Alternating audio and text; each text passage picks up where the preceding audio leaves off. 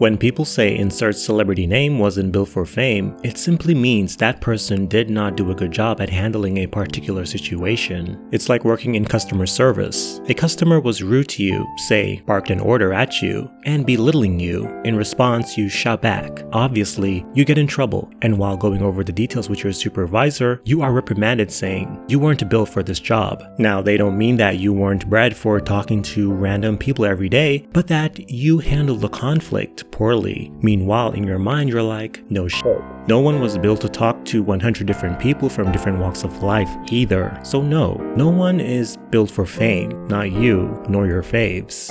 I'm not built to be famous. I don't like it, you can keep it. I've been on this earth for 80 years now, and I've seen celebrities deal with fame in various ways. There's the, oh my god, fame is overwhelming approach, I can't go anywhere, or the F you, crash out way. And are these approaches understandable? Absolutely. But are they acceptable? To that I say, sometimes. The reason I made this video is because of Chappell Roan, the upcoming pop act that everyone's talking about, for her weird over-the-top fashion. And for the fact that she's bringing back a lot of excitement to pop music that has been missing for the last, say, 5 to 6 years now. Chappell Roan has garnered a lot of positive praise for bringing back the theatric vibe of Kate Bush, David Bowie, and Lady Gaga, minus the over-sexualization. Chappell Roan stands out in today's pop atmosphere. The singer has been grinding for years now, but it seems like she just shot to the mainstream overnight as she started to impact the music live performing atmosphere. Recently, the performer experienced her first major controversy regarding her relationship with fame, fan culture, how she is struggling with fans not knowing how to approach her, harassment, etc. And I will talk about all of this in the video. Now, I know the situation has now blown over a bit because who really cares? But I want to talk about it because I felt like most commentators, especially big accounts on social media, were very short-sighted. Most of them agreed with her and was like, oh my god, fans are doing too much.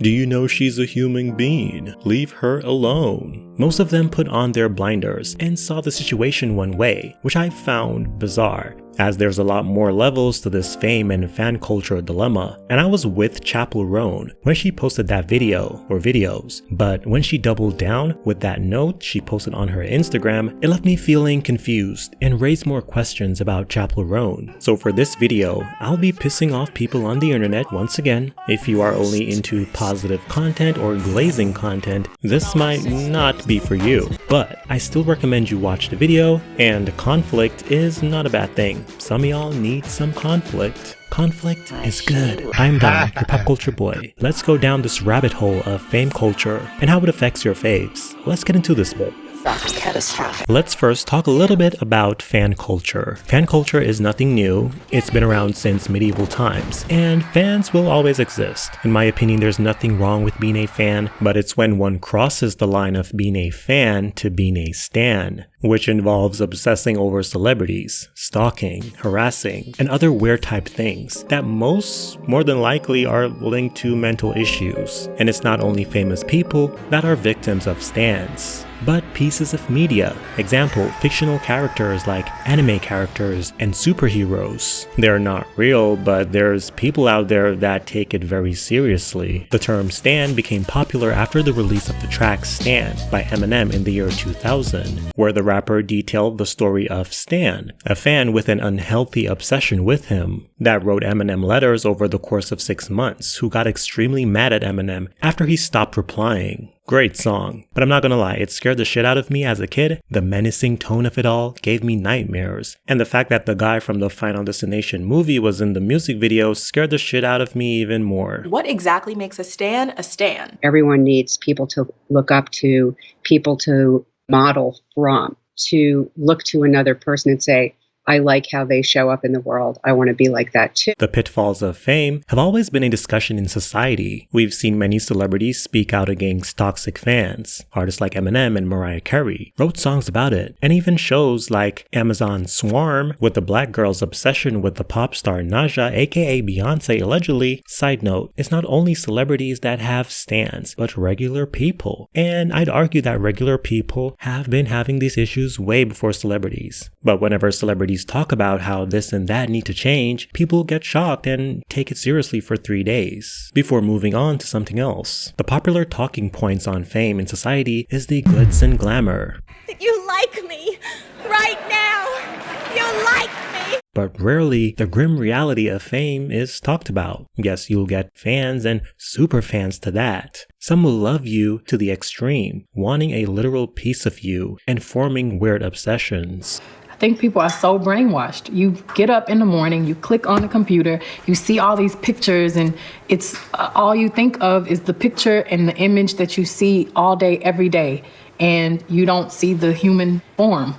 And I think when Nina Simone put out music, you loved her voice.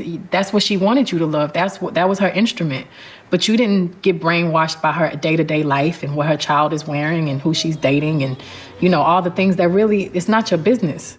Now, on to Chappell Roan. Now, if you're like, who the fuck is Chappell Roan? You're good, as she is on the rise. And if you're not into pop music, you probably don't know her. However, she is a rising star in pop. But it's still not that deep if you don't know who she is. But stick around for this video. She recently had an entry on the Billboard Hot 100 Top 10 with her song Good Luck Babe. I found out about Chappell Roan early this year after hearing her song Casual, which was released in 2022. The track peaked at number 59 on the Billboard Hot 100 this year. Also during this summer, multiple tracks from the singer started to impact the chart, proving that her star was rising and at a fast pace. Also, this girl is a performer, a blast from the past, in the best way possible. On August 19, Chappell Roan posted 2 videos on TikTok addressing her experience with fame and weird fan encounters. I'm gonna play both videos so we all have the full context. They are both 1 minute and 3 seconds, but I will speed them up. I need you to answer questions. Just answer my questions for a second. If you saw a random woman on the street, would you yell at her from the car window? Would you harass her in public? Would you go up to a random lady and say, "Can I get a photo with you?" And she's like, "No, what the f-?" And then you get mad at this random lady? Would you be offended if she says no to your time because she has her own time? Would you stalk her family? Would you follow her around? Would you try to dissect her life and bully her online? This is a lady you don't know. And she doesn't know you at all. Would you assume that she's a good person? Assume she's a bad person? Would you assume everything you read about her online is true? I'm a random bitch. You're a random bitch. Just think about that for a second. I don't care that abuse and harassment, stalking, whatever, is a normal thing to do to people who are famous or a little famous, whatever. I don't care that it's normal. I don't care that this crazy type of behavior comes along with the job, the career field I've chosen. That does not make it okay. That doesn't make it normal. It doesn't mean I want it. It doesn't mean that I like it. I don't want whatever the you think you're supposed to be entitled to whenever you see a celebrity. I don't give a if you think it's selfish of me to say no for a photo or for your time or for a hug. That's not normal. That's weird. It's weird how people think that you know a person just because you see them online or you listen to the art they make. That's weird. I'm allowed to say no to creepy behavior. Now, I will give my opinion on this, but I want to segue to Doja Cat for a bit. Doja Cat went on a similar route last year, and I have a whole trilogy on my channel. Go check that out if you want. What I find the most interesting is how the media portrayed Doja Cat versus Chappell Roan. The media demonized Doja Cat, but praised and was empathetic towards Chappell Roan. Now, I will admit, again, Doja Cat did crash the fuck out and was a lot more unhinged compared to Chappell. And I do see some people saying, oh, Chappell was brutal and said what fans needed to hear. No. The videos were very chill. Nothing brutal about those videos. Both Chappell and Doja's takes were the same, but they went about it different ways. Y'all buy tickets. I make music, y'all shake ass. But we don't have to be friends, bitch. I'm not your friend. I'm not your friend. I want you to know that. I'm gonna solidify that right now. I am not your friend. You're such a idiot. I'm not your friend. I make music and you like it. And if you don't, cool, great. I don't give a shit. I'm a random bitch. You're a random bitch. Just think about that for a second. Okay? Doja Cat came off a lot more arrogant, while Chappell Roan came off more as a victim, which will naturally garner her a lot more praise. So yeah, Doja Cat could have expressed herself better. Absolutely, but at the root of Doja's crash out sessions, I saw someone that was frustrated just like Chappell, but did not get any form of understanding from the media. Now, did Chappell Roan get those "she hates her fans" comments? Yes, but that was mainly from trolls on Twitter, and Twitter will always overreact over every little thing, but she got an overwhelmingly amount of praise from the mainstream media. And there are more artists that had issues with fans and how they interacted with them. In 2023, a video surfaced of reggaeton artist Bad Bunny tossing someone's phone that got too close to him while recording him with their phone. Bad Bunny is speaking out after a video went viral this week showing him throwing a fan's phone into a body of water. In a tweet posted Monday, translated from Spanish, the rapper wrote that any fan who comes up to me to say hello or just meet me will always receive my attention and respect. But he went on to add, quote, "Those who come and put a bleeping phone in my face, I will consider it for what it is, a lack of respect, and I will treat it likewise." In a clip shared to Twitter earlier the same day, a fan can be seen approaching the 28-year-old while he walked down the street and placing her phone in his face to record their interaction. After briefly smiling, the performer grabbed her phone and threw it into the water, leaving her visibly shocked as he continued walking. Now, I get it. Famous or not, someone running up on you with their phone recording and shit is definitely a no-no, but throwing their phone away in response is not the correct way to handle it, as the lady seemed glad and was excited because he's Bad Bunny. Is it weird, kind of? Of course, but I don't think it's that deep to toss their phone on the fact that you're famous. Do famous people deserve boundaries and deserve peace and quiet? Of course. But to throw away someone's phone who is a fan, I don't think that's the right way to handle it. You know, everyone wants to give up the fame, but no one wants to give up the lifestyle. And it's because of fame why they have that lifestyle. So until someone says, look, I want to give up the fame, I don't want the fame, I want to give up all the money, then I'll take you seriously. But if you're going to be like, oh, I want to still do what I do and still make this money, have this lifestyle, I'm not going to take you serious. Again, there's a way to handle things, and that simply was not it. Anyway, Summer Walker. Now, around 2019, during the emergence of R&B singer Summer Walker, there was this whole situation surrounding her being socially awkward, her being an empath, which is someone that can feel other people's energy and is usually overwhelmed by it, and her having social anxiety. Summer Walker got backlash because of canceling her shows and not having energy during her performances. The main issue that got her a lot of backlash from fans was her lack of interaction or enthusiasm during her meet and greets, where she was criticized for being standoffish, like she didn't want to be there. At the time, the singer then ran to social media to say this: I just want to say to all the fans who purchased meet and greets, I really appreciate y'all taking the extra time to meet me and share your stories. I tell everyone individually thank you. I spread love, we laugh, and I give genuine compliments. Now for those who were upset because I don't give hugs, I don't know what to tell you. I'm an empath, and that transference of energy from that many people each day would literally kill me. Y'all may not understand what I'm talking about, but for example, there's a lot of people out here faking the funk with a smile on their face, like they got it together, but inside you're actually suffering from some sort of traumatic experience, lost, depressed, fearful, envious, or whatever the case may be. But I can feel it, so I ask you, please respect my space in those moments. After that, Homegirl started to get dragged, so she then posted this on her story in response. Hey, quick little fun fact, I just want to help everybody out. If you don't like me, then there's a feature on Instagram called block, you know? And you can do that. You don't have to look at me. You don't have to watch me. I know you're still gonna listen to me. You're gonna do that. But you don't have to. You don't have to come to my shows. You don't have to. It's okay. So why don't you just do that instead of sending me hate mail all day? Because you secretly like me a lot.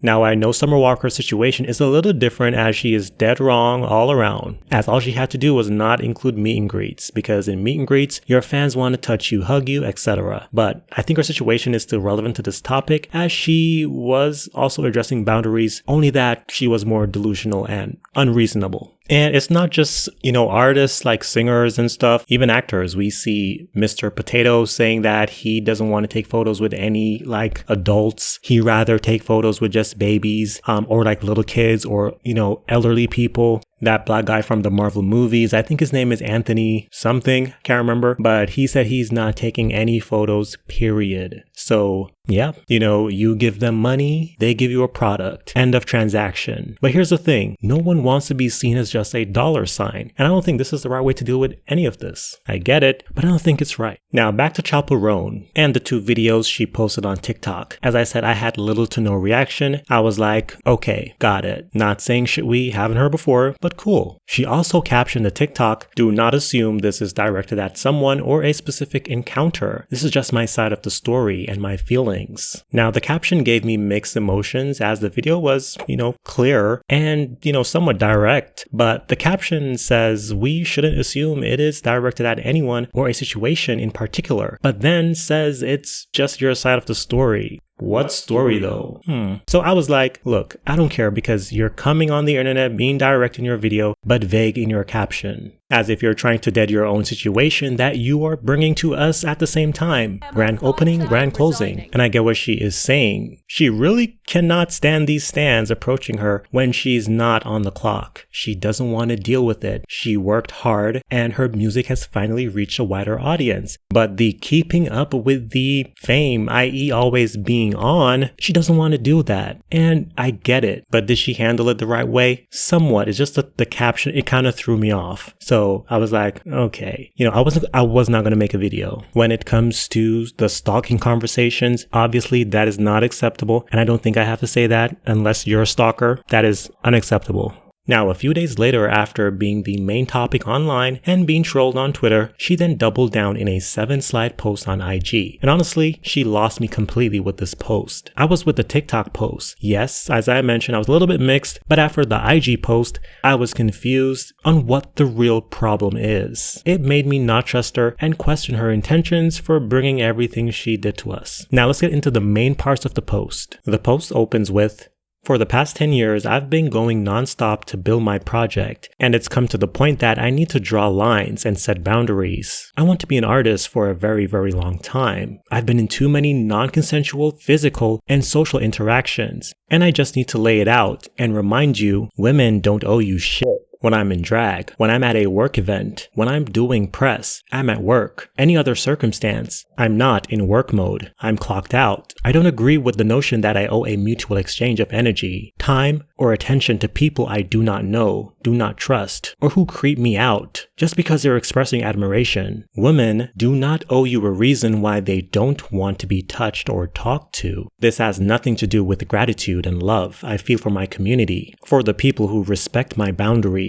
So there she goes again, being confusing, saying when she's working, she's working. After that, she doesn't owe an exchange. But then now she's saying this is not directed at her fans, or I hope she means her fans. Otherwise, she could be talking about the people who personally knows her or who is involved in her creative process. In the last set of slides, she continues, please stop touching me. Please stop being weird to my family and friends. And please don't call me Kaylee. I feel most unsafe I have ever felt in my life. In the caption for the post, she says, I turned off comments because I'm not looking for anyone's response. This isn't a group conversation. I understand this is jarring to hear from a person in my position. And to that I say, no, the only thing that is jarring is how confusing and conflating this post is. It's ironic she brought this to everyone's attention. Her page is not private, but she's saying she doesn't want any responses. Then why bring it to this shithole, which is the internet then? I don't think this has anything to do with toxic fan culture because she just got here. And normally this is not the stage of celebrity where they start to complain about fans. It's been only 3 months.